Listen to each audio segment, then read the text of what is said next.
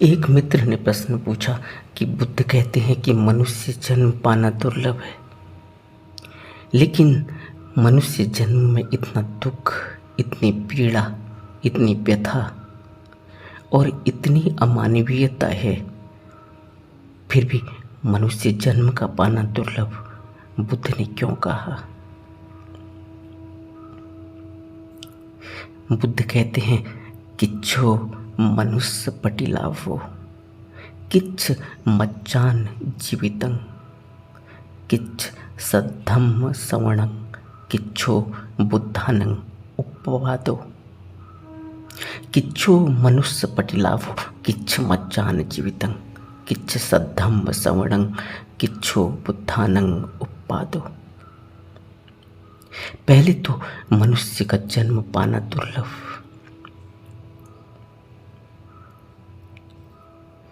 और फिर क्योंकि मनुष्य तो बहुत थोड़े हैं, कीड़े मकोड़े बहुत हैं, घास फूस पेड़ पौधे बहुत हैं, पशु पक्षी बहुत हैं, मनुष्य तो बहुत थोड़े हैं। इसलिए पूरी कायनात में मनुष्य का जन्म पाना दुर्लभ है, क्योंकि बाकी कायनात के जीवों के अंदर सोचने समझने की क्षमता नहीं, उत्थान का बल नहीं। उत्थान सिर्फ मनुष्य जन्म पाकर ही हो सकता है, लेकिन सिर्फ जन्म पाने से ही क्या हो जाएगा? जीवित रहना ही सिर्फ ध्येय नहीं है। अगर अमानवीयता ही रह जाए, अगर उसमें पशुता ही रह जाए, अगर उसमें जड़ता ही रह जाए, अगर उसमें कोई मैत्री की भावना न हो, अगर उसमें कोई करुणा न हो, अगर उसमें कोई प्रेम न हो, क्योंकि मनुष्य के अंदर यह क्षमता है, लेकिन दिखाई यह देता है कि मनुष्य से ज़्यादा प्रेम करने वाले पशु हैं। दिखाई यह देता है कि मनुष्य से ज़्यादा मैत्री की भावना पशुओं में है। तो सिर्फ मनुष्य का जन्म पाकर अगर मनुष्य ही नहीं हुआ तो फिर उत्थान की क्या कल्पना की जा सकती है? क्योंकि वह मनुष्य बाहर से, शक्ल से, सूरत से, रंग ढंग से दिखाई देता है, आचार विचार व्यवहार तो बिल्कुल ही अमानवीय है, पशुवत है। इसलिए अगर पाश्विक आकांक्षाएं भरी हैं, इच्छा तृष्णाएं कामनाएं भरी हैं, अगर जीवन में कोई रस नहीं, कोई देने का सेवा का कोई भाव नहीं, अगर करुणा नहीं, अगर दया नहीं, तो फिर मनुष्य नाम मात्र है। इसलिए तथागत कहते हैं पहले तो जन्म पाना दुर्लभ है, और फिर जन्म पाकर मनुष्य की तरह जीना और भी कठिन है, और यदि मनुष्य की तरह जीना आ भी जाए तो सद्धम्म का मिलना और भी मुश्किल और भी दुर्लभ। सद्धम्म का श्रवण सबको नहीं मिलता, सद्धर्म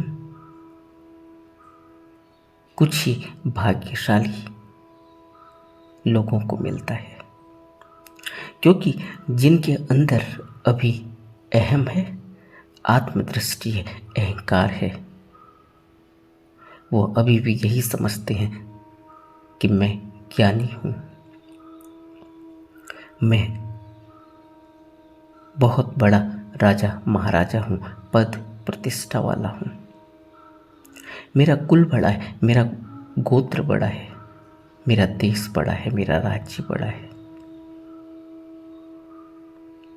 मेरे पास बड़ी सेना है, मेरे पास बहुत काफिला है,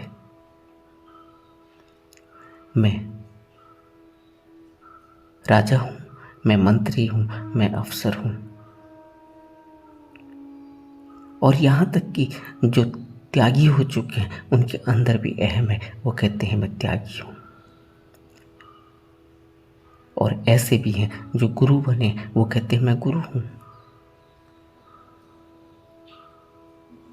कोई कहता है मैं समाज सेवी हूँ, कोई कहता है मैं दानी हूँ, कोई कहता है कि मैंने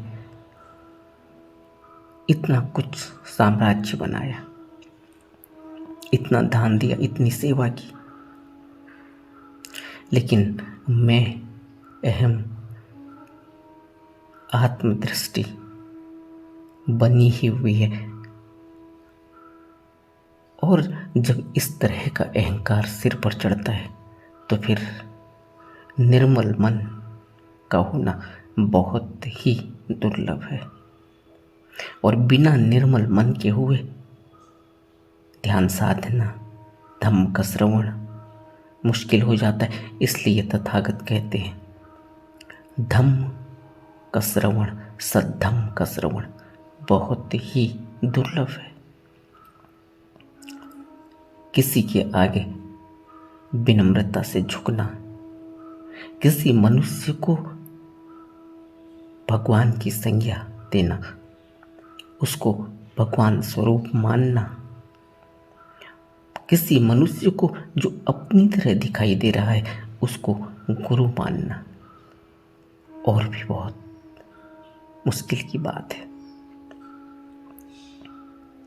और यदि सद्धर्म श्रवण की क्षमता भी हो, तैयारी भी हो, फिर बुद्धत्व उपलब्ध हो जाएगा। इस छोटे से जन्म में यह भी बहुत मुश्किल की बात है।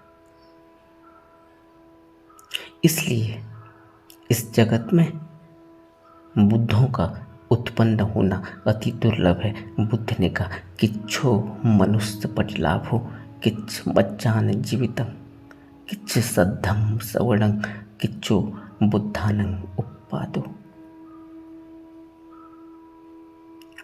और जो यह प्रश्न पूछा जा रहा है कि क्या लाभ है,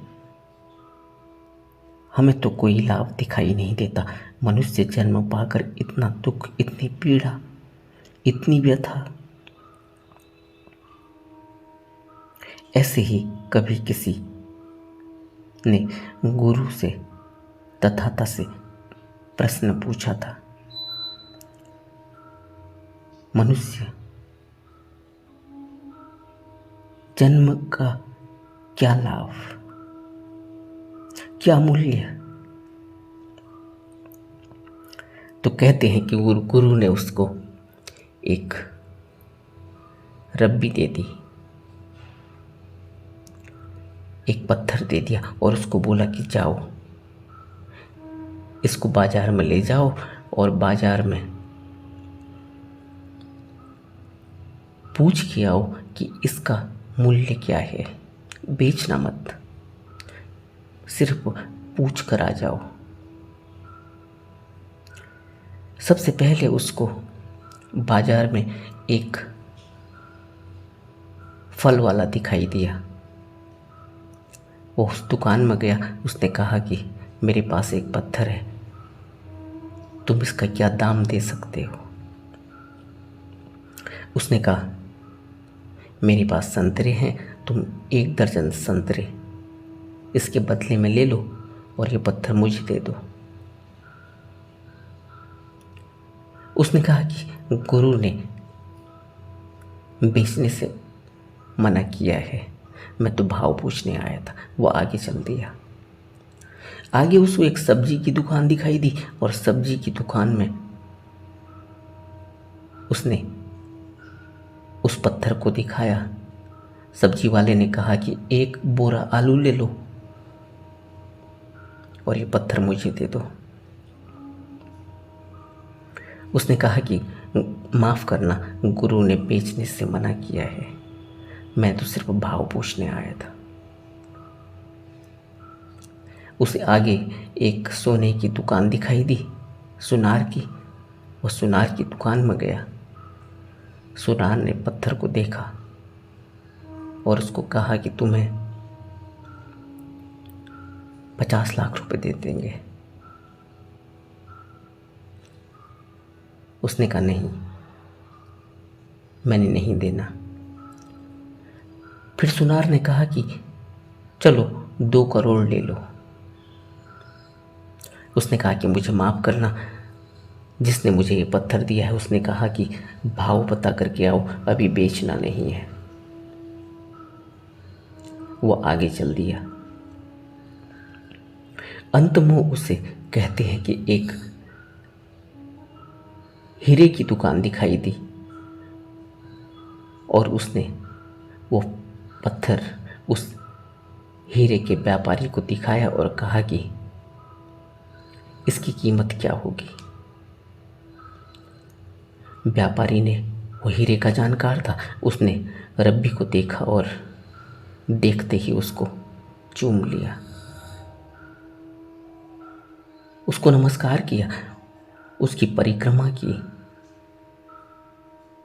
और कहा कि उसने आज तक कभी रब्बी देखा नहीं।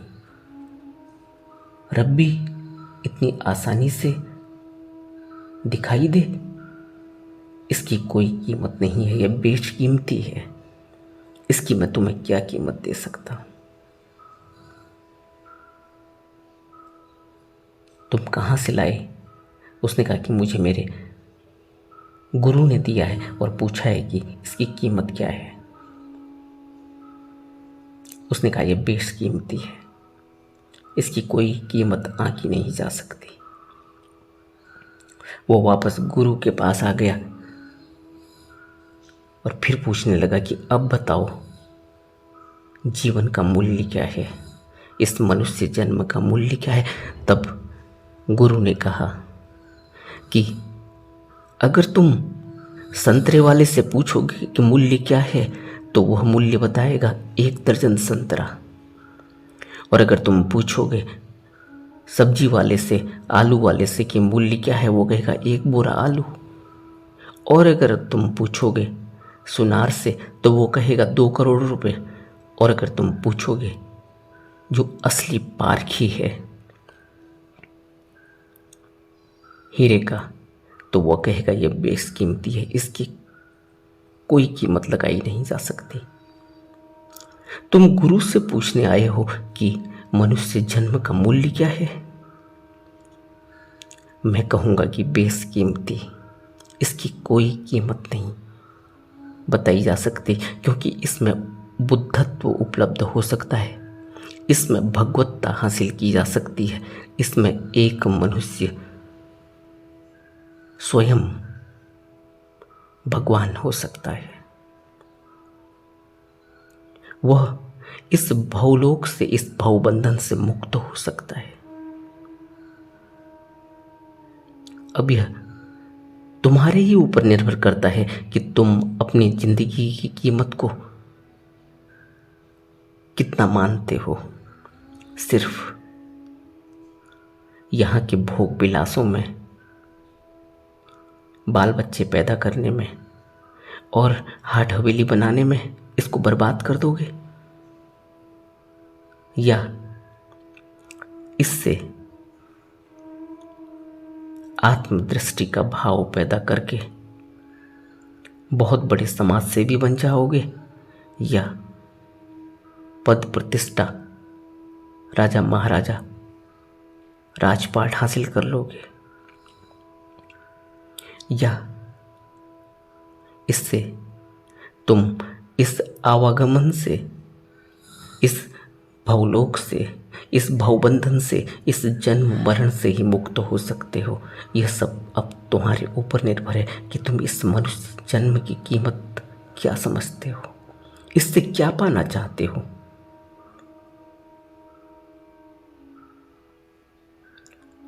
वह शिष्य नतमस्तक हो गया। उसने गुरु के पांव पकड़ लिए और कहते हैं कि फिर वह गुरु को छोड़कर कहीं नहीं गया। उसने गुरु से दीक्षा ली और वह बुद्धत्व प्राप्ति की राह पर निकल गया। मनुष्य जन्म का मकसद क्या है? इतनी पीड़ा, इतना दुख, इतना संताप, यही इन्होंने प्रश्न पूछा है। हमारे ऊपर निर्भर करता है कि हम इसे कैसे देखते हैं। हमारे ऊपर निर्भर करता है कि हम इससे क्या पाना चाहते हैं। अगर हम इससे संसार को प्राप्त करना चाह रहे हैं, इसकी एवज में इसकी पूंजी, इसकी सांसों की पूंजी को लगाकर अगर हम संसार इकट्ठा करना चाहते हैं तो फिर हमें कुछ मिलने वाला नहीं, क्योंकि हाथ खाली ही रह जाएंगे और यह संसार यहीं रहेगा। इस संसार से हम कुछ भी ले जा नहीं सकते। और इस संसार में हमने जो भी यहाँ किया, जो भी हमने यहाँ कर्म इकट्ठे किए, जो भी हमने यहाँ अपने मन में लगाया है कर्मों की कालिक, वो सब हमारे साथ चले जाने वाली है और यह भवबंधन का कारण बन जाएगी। हम यह भी कर सकते हैं, इस सीमित सांसों की पूंजी वाले इस जन्म को हम ऐसे भी बर्बाद कर सकते हैं और इस सीमित पूंजी वाले, सीमित सांसों की पूंजी वाले इस मनुष्य जन्म को हम सद्धर्म श्रवण में, सेवा में, प्रेम, करुणा और मैत्री के भाव को पाने में भी लगा सकते हैं। इसको हम बुद्धत्व प्राप्ति के लिए किए गए अथक प्रयास में भी लगा सकते हैं। सब कुछ हमारे ही ऊपर निर्भर है। इसके लिए हम किसी और को जिम्मेवार भी नहीं ठहरा सकते। फैसला हमने ही करना है और सबके अंदर वह ताकत रखी हुई है कि वह बुद्धत्व को उपलब्ध हो सकता है। इस जन्म मरण के चक्र से बाहर निकल सकता है। नमो बुद्धाय।